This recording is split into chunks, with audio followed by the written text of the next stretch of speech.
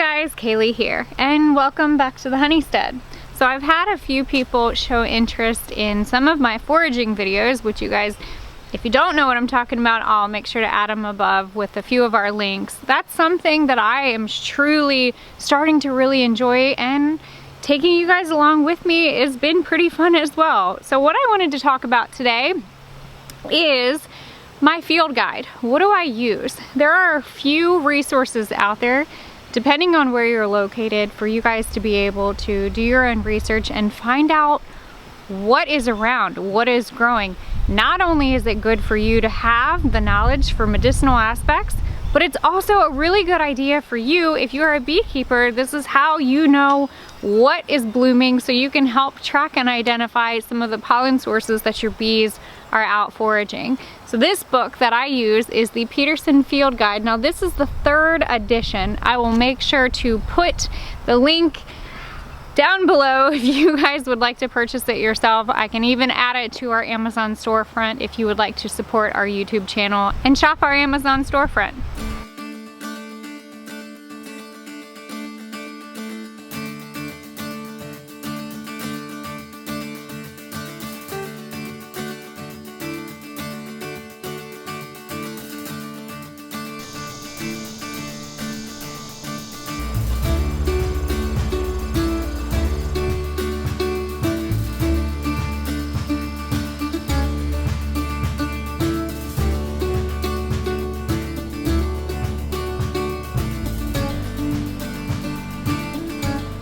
So let's talk a little more about this field guide. Peterson Field Guide to Medicinal Plants and Herbs of Eastern and Central Northern America, 3rd edition, written by Stephen Foster and James A. Duke. Before we go on a walk and I can show you guys how I use my field guide, let's talk about why having a book versus an app is really important. And it's strictly because in the event of, this won't lose service.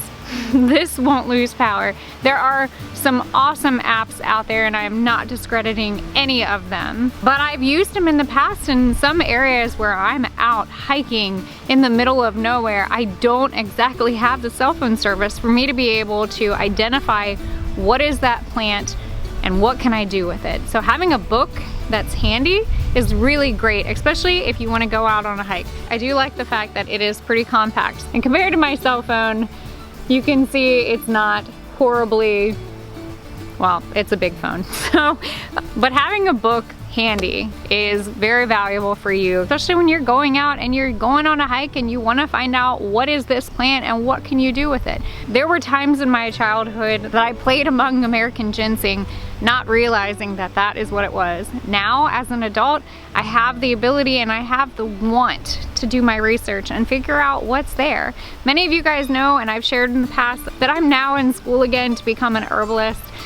My vision of becoming an herbalist is just that communication between my plants and my bees and what is here and what can I do with it.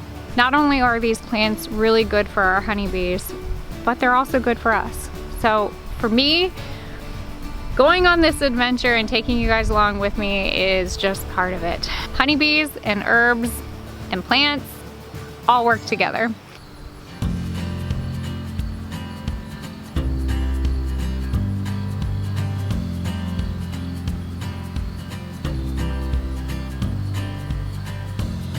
The 3rd edition is actually the most current edition that's available. What I like about it is because I'm a visual learner.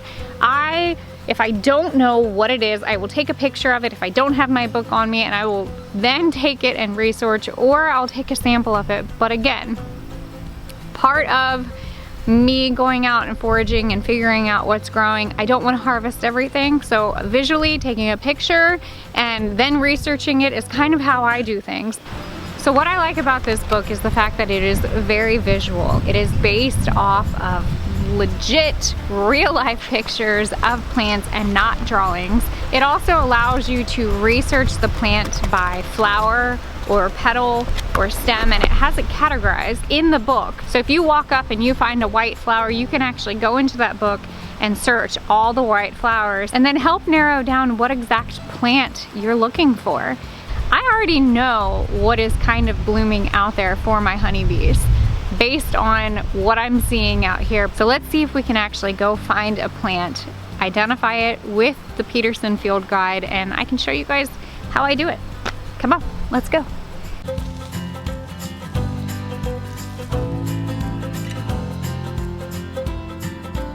This time of year, it's really nice to see all the bees out foraging. Now, I already know quite a bit about the basic plants that we have growing here, at least on this ridge line. This is where connecting all the dots between plants and herbs and honeybees, this is where it begins. So, and as you can see, the sweet girls are definitely enjoying a yellow pollen-filled plant. Now let's talk about it. Let me pull up my book. I already know what it is, and I'm sure many of you guys will, but the point of this video is I want to show you guys how you can do research on the plants around, especially if you're a beekeeper. Okay. I probably should have brought my bigger tripod, but we are gonna use what we have. So I went ahead and got a sample. So looking at it, there are multiple yellow flowers. That's the first thing that I would note. There are plenty of leaves, and then I also do look at the stem and the shape of the stem. Also the time of year it's blooming, and kind of the environment. I know this is kind of a dry spot in our area. Not near, when I say dry spot, I mean it's not near like a bog, a marsh. Let's see what we can find. And I do know what this plant is, so it is going to be a little easy for me. But for the sake of teaching how to use the Peterson guide, that is why we're just picking it. So I'm going to start by looking in the section that is marked down below.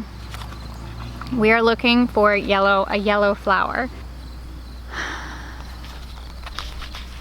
So by looking through the yellows, the first thing I do is try to find one that is pretty similar to what it looks like in the picture.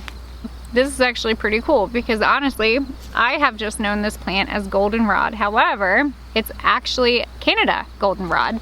And then we start really looking at what it is. Okay, so our most common and widespread goldenrod, it ranges in 1 foot to 5 feet, which is true. The stem is smooth at the base, which it's a very smooth stem. The leaves are many. That is the point that I want to share. So talking about the leaves, it's not just the flower that you're identifying, because not always are you going to have a flower when you're identifying a plant. We're lucky we have a flower, and so are the bees, but we also have the leaves. So the leaves are of many, which I would say that is true. It is leaves of many. And it's found where and when? July through September. We're in September. Goldenrod, as you know, is prevalent, especially if you're a beekeeper. The bees love it. And we welcome goldenrod, especially this time of year, because the bees just need the pollen for protein. So this is where it gets into detail. So the leaves. So the leaves of many, it is described as a sharp tooth, which if you look, there's a point. The vein of the leaf, which you can kind of see, I hope you can see it. There are 3 veins, 3 predominant veins in the leaf, 1 in the middle and 2 on the side. That's definitely helpful when it comes to identifying the plant, just the plant and not the flower. This one, definitely fairly easy. I actually posted a picture about harvesting goldenrod. What's nice about this book is not only does it help identify the plant, but because it talks about the medicinal aspects, what goldenrod is used for is actually the Native Americans were said to use the stem for burns. And when it comes to the flower, the flowers can be used in a tea form to help with fevers. And it's even said if you chew on the flowers, it'll help with a sore throat. There are some cautions in there, but the fact that it brushes on the medicinal uses and helps you identify the plant is really valuable. Let's go see if we can find another plant that we can identify.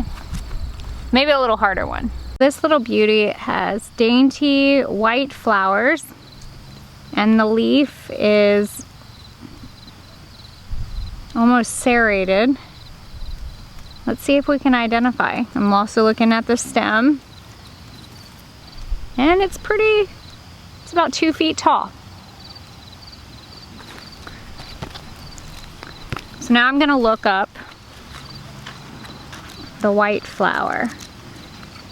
Delicate, tiny white flower.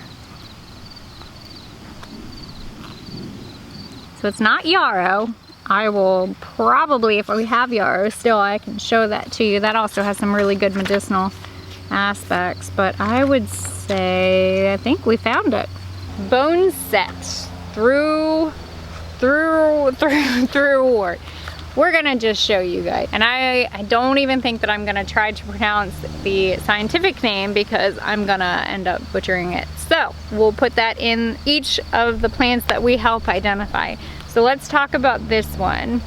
I'm gonna pull one. So it is sparsely branched. It's hairy.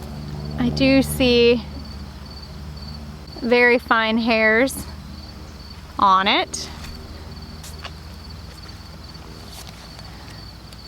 Winged stemmed perennial, up to 7 feet. The leaves are alternating.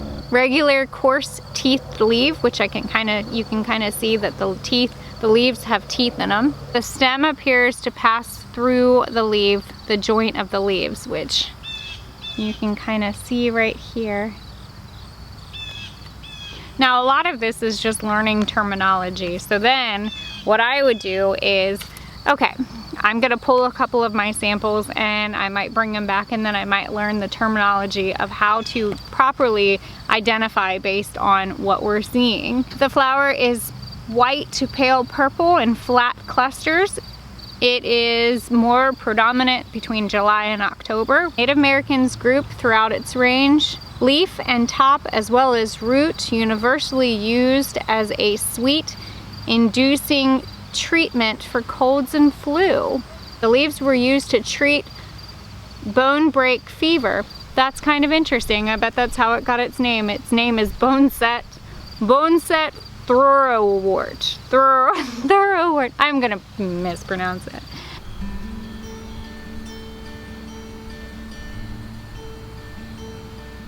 I'm sitting here watching all these little bees all over this frost aster plant, and they're just enjoying it. You can tell that some of these foragers are coming close to the end. They've lost all of their little fuzz, and they don't look like little young baby bees anymore. They have worked very hard on trying to bring back pollen and nectar and build their colony. Sometimes in doing this and coming out here with my book, and by no means am I a legit expert. I am a student, and I will continue to learn, and I plan on learning every day. And this is just what I want to do. I want to share it with you guys, because who knows, maybe we will inspire somebody else to go out and sit outside and research what plants are around. And I do think that there is a connection between beekeeping and honeybees and plants and herbs that are around you. Part of my vision for gardening and growing is to garden and grow in a way that we could benefit each other, benefit the bees and benefit us. So yeah, that's what we're doing.